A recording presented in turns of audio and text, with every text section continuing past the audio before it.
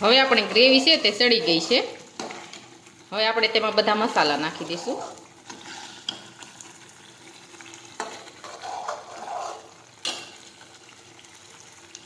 મીઠું નાખીશું.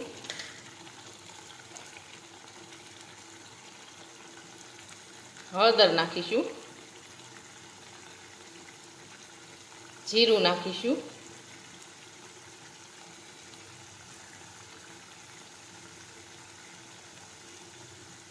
ચટણી નાખીશું.